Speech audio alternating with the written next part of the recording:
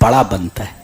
اللہ فرما رہا ہے اس کو جو بڑا بن رہا ہے اور بتا رہا ہے کہ مجھے اللہ کی ضرورت نہیں ہے، تو سیدخلون جہنم داخرین، اسے چھوٹا بنا کر جہنم میں داخل کریں گے. بڑا بن رہا تھا. حضرت خضر نے ایک بچے کی گردن مروڑ دی تھی، مار دیا تھا اس کو. جانتے ہیں کیوں؟ اس کی وجہ حضرت خضر نے بتائی. کیا بولوں میں، کون سی رات بولوں میں. Subscribe now and press the bell icon. Never miss an update. بندوں کے اوپر اللہ تبارک و تعالی نے بہت ساری عبادات فرض کی ہیں.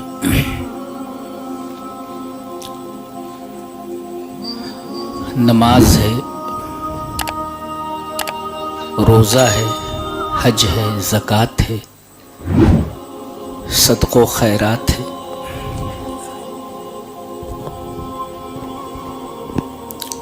لیکن ان تمام عبادات کی روح اور اس کا جو سول ہے، جانتے ہیں وہ کون سی عبادت ہے؟ اس آیت کریمہ میں اسی عبادت کی طرف اشارہ کیا گیا ہے. وہ عبادت دعا ہے. اس سے بڑی عبادت کوئی نہیں.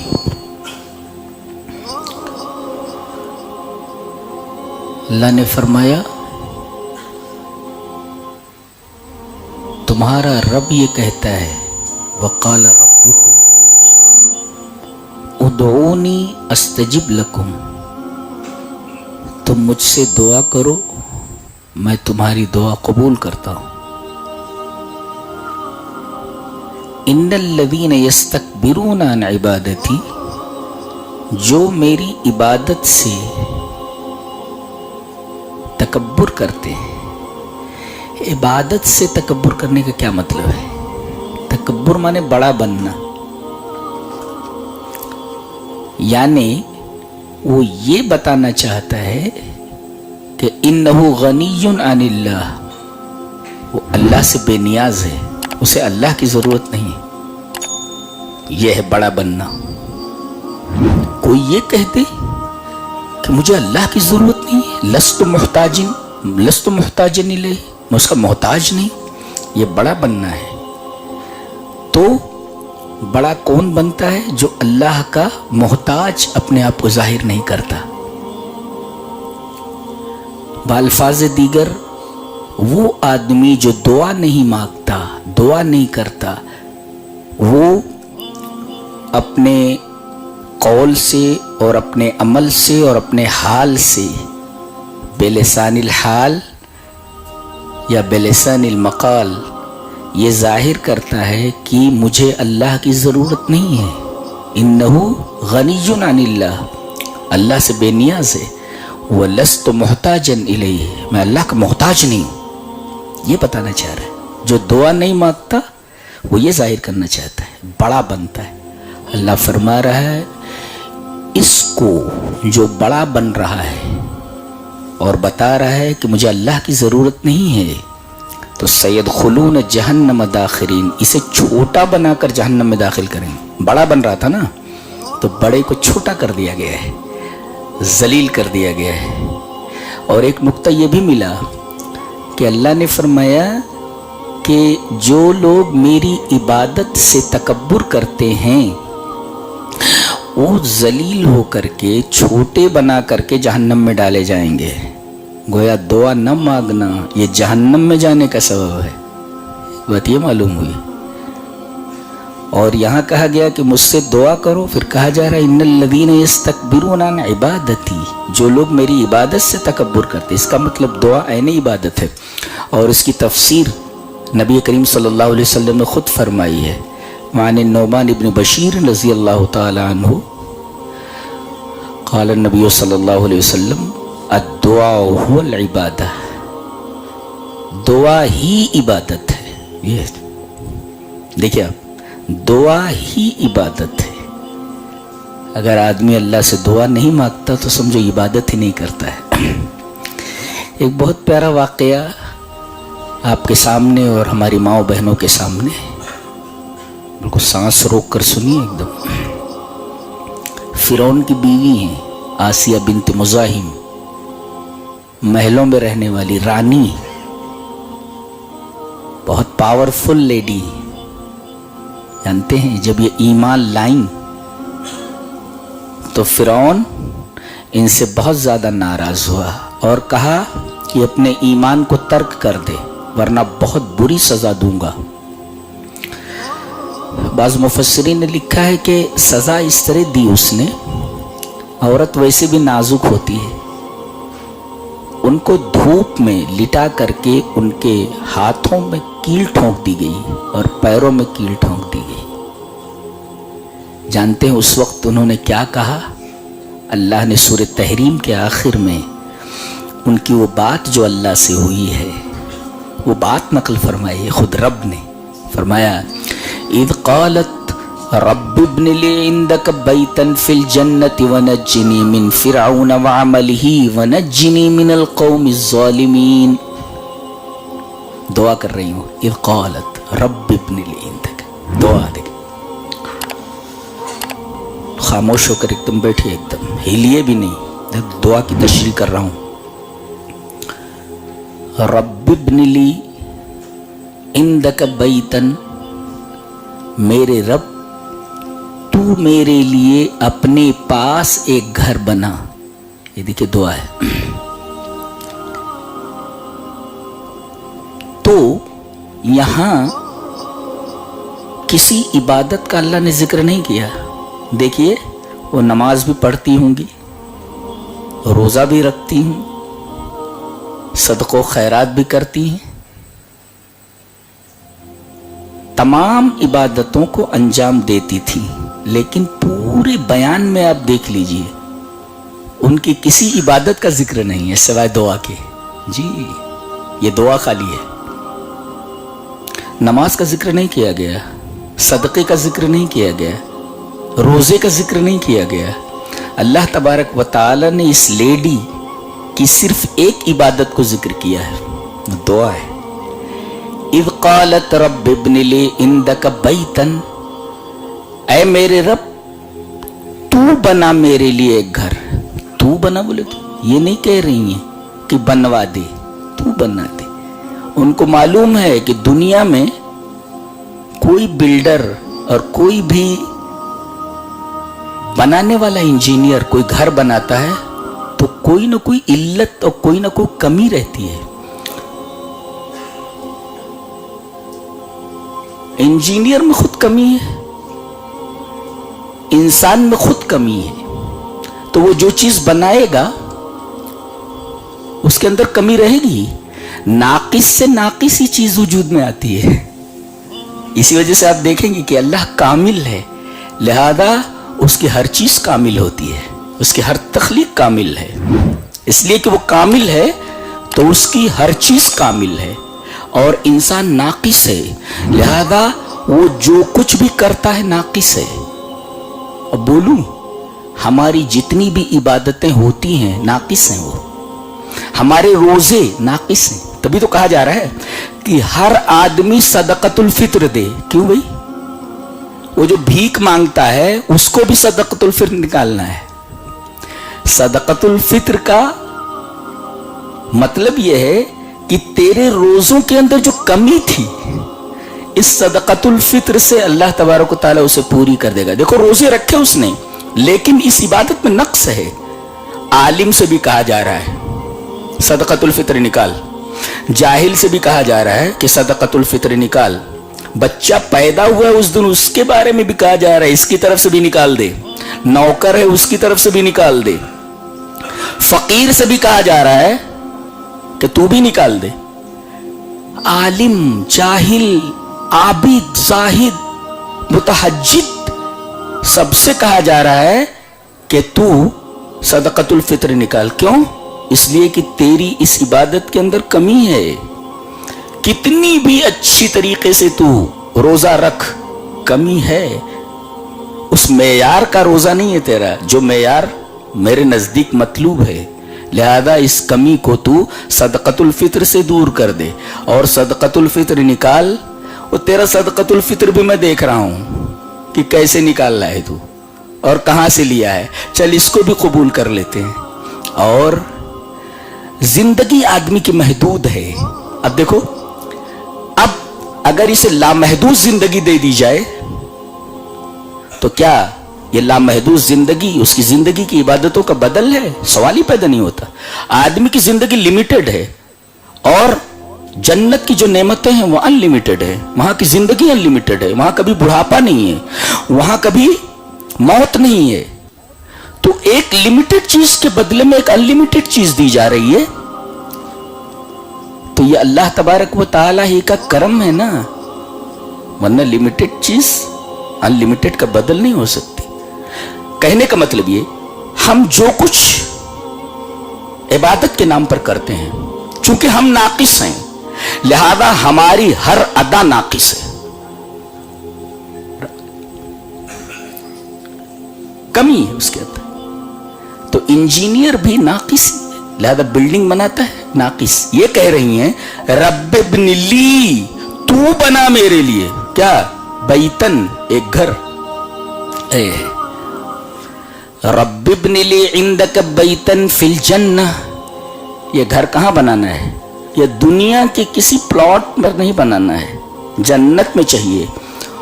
جگہ بتائی گئی کہ کہاں یہ گھر چاہیے, دنیا میں نہیں جنت میں چاہیے. اور کہاں چاہیے؟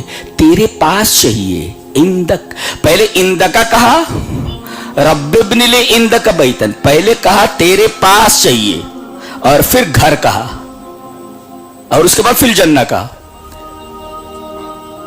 اندک پہلے کا, اندک. اس میں مفسرین نے ایک نقطہ بیان کیا ہے کہ الجار قبل الدار, گھر سے پہلے پڑوسی دیکھو. تو اندکا تیرے پاس, پڑوس, بیتن گھر کا تذکرہ بعد میں ہے. یعنی ایک بوڑھے حضرت تھے, وہ کہہ رہے تھے میں اپنا مکان بیچ رہا ہوں. ایک صاحب آئے, کتنے میں بیچ رہے ہیں؟ بولے 3 لاکھ میں مکان کا ویلیویشن ہے, مگر لوں گا 3.5 لاکھ. بوڑھا پاگل ہے. دوسرا آتا ہے, سنا ہے حضرت آپ اپنا گھر بیچ رہے ہیں؟ بولے ہاں گھر بیچ رہا ہوں. کتنے کا ہے؟ بولے 3 لاکھ کا, مگر لوں گا 3.5 لاکھ. دماغ خراب. ایک بہت ہوشیار آدمی ہوتا ہے, وہ آتا ہے کہتا ہے حضرت سنا ہے آپ اپنا گھر بیچ رہے ہیں؟ بولے ہاں بیچ رہا ہوں. کہا کہ کتنے میں بیچ رہے ہیں؟ بولے گھر کا ویلیویشن تو 3 لاکھ ہے, مگر لوں گا 3.5 لاکھ. کہا کہ ڈن, یہ رہا 3.5 لاکھ. لیکن یہ بتائیے کہ آپ گھر کا ویلیویشن 3 لاکھ ہے, مگر آپ 3.5 لاکھ کیوں لے رہے ہیں؟ بولے ہمارا پڑوسی بہت اچھا ہے, 50,000 اس کے لیے لے رہا ہوں میں. جی. تو الجار قبل الدار, تو گھر سے پہلے پڑوسی دیکھو, اس لیے کہ پڑوسی کبھی کبھی آدمی کی سوسائٹی کے لیے, مجتمع کے لیے, اور خود انسان کے دین کے لیے مضر ثابت ہوتے, تباہ کن ہوتے. ہاں, بعض پڑوسیوں کی وجہ سے آدمی کا دین متاثر ہو جاتا ہے. جی بولوں, ممکن ہے آج تاقرات میں لیلۃ القدر ہو. نبی کریم صلی اللہ علیہ وسلم نے 5 تاقراتیں تلاش کرنے کے لیے کہا, لیکن آپ کو بتا دیا گیا تھا ایگزیکٹ کون سی رات ہے, یہ بتا دیا گیا تھا آپ کو. اور آپ کو بتانے کے لیے نکلے تھے, جبرائیل کے ذریعے آپ کو بتا دیا گیا کہ ایگزیکٹ 5 تاقراتوں میں سے یہ آخری عشرے میں جو 5 تاقراتیں ہیں, ان میں کون سی رات میں ایگزیکٹ لیلۃ القدر ہے, وہ لیلۃ القدر وہ بتانے کے لیے نکلے تھے. دیکھا کہ 2 مسلمان جھگڑا کر رہے ہیں, بس آپ کے ذہن سے لیلۃ القدر کی تعین اٹھا لی گئی. اب آپ پریشان ہیں, کیا بولوں میں, کون سی رات بولوں میں؟ آپ کے ذہن سے لیلۃ القدر کی تعین نکال دی گئی. اب دیکھیے, ایک رات جاگ لیتے تھے, بڑی آسانی تھی, لیکن 2 آدمیوں کے جھگڑے کی وجہ سے اس کا اثر دین کے اوپر پڑا کہ نبی کریم صلی اللہ علیہ وسلم کے ذہن سے لیلۃ القدر کی تعین نکال دی گئی. دیکھ رہے ہیں آپ. تو پڑوسی اگر خراب ہے, نیک نہیں ہے, تو پھر آپ کے دین کے لیے مضر ثابت ہو سکتے ہیں. آپ نے سورہ کہف کی تفسیر سنی ہوگی. سورہ کہف میں ہے کہ حضرت خضر نے ایک بچے کی گردن مروڑ دی تھی, مار دیا تھا اس کو. جانتے ہیں کیوں؟ اس کی وجہ حضرت خضر نے بتائی کہ اس کے ماں باپ مومن ہیں, فَكَانَ أَبَوَاهُ مُؤْمِنَيْنِ, اس کے ماں باپ مومن ہیں, فَخَشِينَ أَن يُرْهِقَهُمَا طُغْيَانًا وَكُفْرًا, کہیں ایسا نہ ہو, ڈر ہے کہ یہ اپنے ماں باپ کے ایمان و عمل کے لیے خطرہ نہ بن جائے. देखिए बेटा ये सबसे बड़ा पड़ोसी होता है जी, तो सबसे ज्यादा करीब होता है। ये अगर खतरा बन जाए ईमान के लिए, तो हजरत खज़िर ने कहा कि ईमान के लिए बच्चे को कुर्बान किया जा सकता है, लेकिन ईमान नहीं जी। ये इतनी कीमती शय है ईमान, जो हमें फ्री में मिल गई है। अब दुआ कर रही हूं, रब्बिब्नि ली इंदक बैतन फिल जन्नह। तो पहले कहा तेरा पड़ोस चाहिए मुझे अपने पास, ये देखिए, और तू बना, इसलिए कि जब तू बनाएगा तो बिल्डिंग में नक्श नहीं होगा। तो एक तो पास, और फिर प्लॉट कहां है वो जहां बनाना है, बोले फिल जन्नह, जन्नत में। एक मुफस्सिर ने लिखा है कि रअन नबी सल्लल्लाहु अलैहि वसल्लम बैतहा इंदमा दखल जन्नह। मेराज में आपको जब जन्नत दिखाई गई तो आपने हजरत आसिया का वो महल देखा है जिसके बारे में उन्होंने दुआ की थी कि अल्लाह वो महल बना देना, मेरे लिए घर बना देना। बाज़ मुफस्सिरीन ने लिखा है जी, रान अल्फाज पढ़ रहा हूँ ना, रान नबी सल्लल्लाहु अलैहि वसल्लम बैतहा इंदमा दखल जन्नह। मेराज में जब आप जन्नत में दाखिल हुए तो आपको बताया गया कि आसिया बिन्त मुज़ाहिम का मकान ये है, अल्लाह तबारक व तआला ने बनाया है ये। अब उसकी कैफियत नबी नहीं बता पा रहे हैं कि कितनी जानदार, कितनी शानदार बिल्डिंग है वो, कितना शानदार मकान है वो। देखिए आबिदा हैं, जाहिदा हैं, साइमा हैं, कानिता हैं, सब हैं, मगर न तो उनकी नमाज का जिक्र किया गया और न उनके रोज़ों का जिक्र किया गया और न उनके सदक़ो खैरात का जिक्र किया गया। सिर्फ और सिर्फ एक ही इबादत का जिक्र किया गया, वो है दुआ। इज़ क़ालत रब्बिब्नि ली इंदक बैतन फिल जन्नति वनज्जिनी मिन फ़िरऔन व अमलिही वनज्जिनी मिनल क़ौमिज़ ज़ालिमीन। सिर्फ और सिर्फ दुआ है। पता ये चला कि तमाम इबादत में सबसे अहम इबादत दुआ है। अल्लाह को दुआ बहुत महबूब है। बंदा जब दुआ करता है तो अगर काफिर भी हो उसकी दुआ कबूल कर लेता है। अल्लाह दुआ को इतना पसंद करता है, काफिर भी करे तो दुआ कबूल कर लेता है। दलील दूं, हुवल्लज़ी युसय्यिरुकुम फिल बर्रि वल बहर हत्ता इज़ा कुंतुम फिल फुल्कि व जरयना बिहिम बिरिहिन तय्यिबतिन व फरिहू बिहा जाअतहा रिहुन आसिफुन व जाअहुमुल मौजु मिन कुल्लि मकानिन व ज़न्नु अन्नहुम उहीता बिहिम दाउल्लाह मुखलिसीन लहुद्दीन लइन अंजयतना मिन हाज़िहि लनकूनन्न मिनश शाकिरीन फलम्मा अंजाहुम मिनल बर्रि इज़ा हुम यबगून फिल अर्दि बिगैरिल हक़ फलम्मा अंजाहुम इज़ा हुम यबगून फिल अर्द। कश्ती में चल रहे हैं, मुवाफिक हवा चल रही है, कश्ती में लोग बैठे हुए हैं, सब काफिर हैं। अचानक हवा का रुख बदल जाता है, हवाएं तेजी से चलने लगती है, कश्ती डामाडोल होने लगती है। अब डूबी तब डूब। वज़न्नु अन्नहुम उहीता बिहिम, उन्हें यकीन हो जाता है, या ज़न बमन यकीन है, उन्हें गुमान हो जाता है, यकीन हो जाता है कि अब मर गए, अब घेर लिए गए। और ये फितरत है आदमी की, जानते हैं, ईमान और तौहीद ये असल है, शिर्क ये सब बाहर से आता है। ईमान जो है ये असल है, आदमी ईमान पर पैदा होता, कुफ्र बाहर से आता है जी। हदीस में है आदमी फितरत पर, बच्चा फितरत पर पैदा होता है। उसके माँ बाप यहूदी हैं तो उसे यहूदी बना देते, उसके माँ बाप नसरानी है तो नसरानी, गैर मुस्लिम है गैर मुस्लिम बना देते, मजूसी है मजूसी। देखो आदमी पैदा हुआ ईमान के ऊपर, तौहीद के ऊपर। शिर्क कहां से आ रहा है? बाहर से आ रहा है। कुफ्र कहां से आ रहा है? बाहर से आ रहा है जी। तो आदमी की फितरत ईमान है और तौहीद है कि सिर्फ अल्लाह को पुकारे, सिर्फ अल्लाह की इबादत करे। माहौल ऐसा होता है कि माहौल की वजह से आदमी थोड़ा सा मुनहरिफ हो जाता है रास्ते से, लेकिन जैसे ही किसी मुसीबत में पड़ता है फौरन वो फितरत ऊपर आ जाती है। अब देखें ये काफिर लोग हैं, जैसे ही मुसीबत में फंसे और उनको यकीन हो गया कि अब कोई नहीं बचा सकता, तो डायरेक्ट आदमी फितरत की तरफ आता है, जो अल्लाह ने फितरत में वदियत कर रखा है कि अल्लाह के अलावा कोई नहीं बचा सकता। सारे बाबा, सारे ढाबे, सारे बाबे और इस तरीके से सारे के सारे सहारे, सारे के सारे आसरे सब जहन से रफू चक्कर हो जाते हैं, जैसे इस तरह गायब हो जाते हैं, जैसे गधे के सर से सींग गायब हो जाती है। तो दाउल्लाह मुखलिसीन लहुद्दीन, इखलास का मतलब क्या है? सिर्फ उसी को। अब कोई यहां बाबा नजर नहीं आ रहा है, ये भी देते हैं वो भी देते हैं। एक पागल है वो कहता है दरगाह वाले गुमराह नहीं होते कभी, दरगाह से जुड़ गया।